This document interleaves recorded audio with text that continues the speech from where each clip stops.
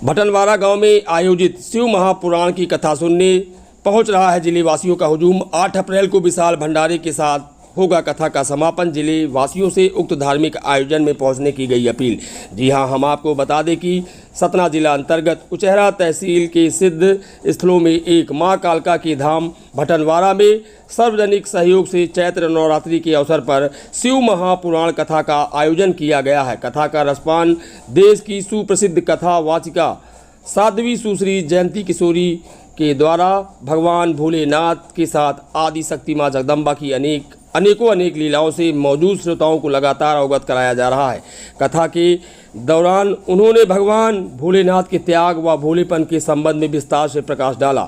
इस दौरान उन्होंने एक प्रसंग के दौरान कहा कि वर्तमान में मनुष्य झूठे दिखावे व मोह माया के जाल में फंसकर यह भूल जाता है कि मनुष्य का तन हमें क्यों मिला है। उन्होंने कहा कि परमात्मा ने कभी किसी के साथ भेद नहीं किया, वह समदर्शी है। उनकी नज़र में सभी मनुष्य एक समान है, ऊंच नीच, छोटा बड़ा, अमीर गरीब सब एक समान है। जो विचारों से स्वयं दरिद्र होता है वही झूठी शान शौकत और खुद को श्रेष्ठ साबित करने के चलते लोगों को नीचा दिखाने में लगा रहता है। भगवान तो हर जीवात्मा के अंदर वास करते हैं, अब हम पर निर्भर करता है कि हम ईश्वर को किस रूप में देखना चाहते हैं। साथ ही उन्होंने कहा कि मानव समाज के कल्याण वास्ते, देश के विकास वास्ते आधुनिक शिक्षा के साथ हमारी सनातनी परंपरा का भी प्रचार प्रसार होना चाहिए। इस आयोजन में प्रमुख श्रोता शैलेंद्र गुप्ता, वरिष्ठ अध्यापक अशोक प्रताप सिंह, गाँव के सरपंच राजकुमार पाल राजू, पूर्व सरपंच राजेंद्र सिंह अन्नू भैया, पूर्व सरपंच पप्पू जायसवाल,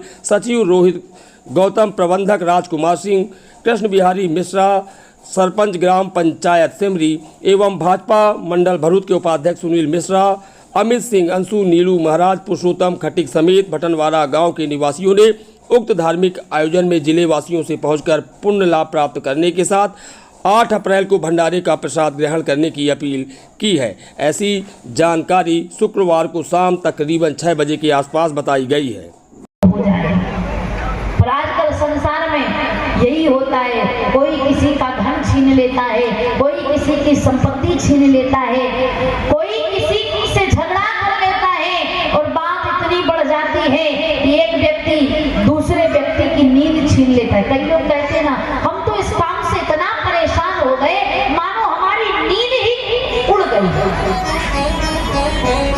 तो ऐसा कार्य करना जिसके द्वारा किसी की नींद ही खराब हो जाए, नींद ही आना बंद हो जाए, ये अपराध है। ये बुरे लगते हैं तो हम किसी को कठोर शब्द बोले नहीं। अब शब्द अगर हमें अपने लिए अच्छे नहीं लगते तो हम दूसरों के लिए शब्दों का प्रयोग ना करें, क्योंकि ये संसार है। संसार में जैसा कर्म हम करते हैं वो घूम घाम कर हमारे पास आता ही है।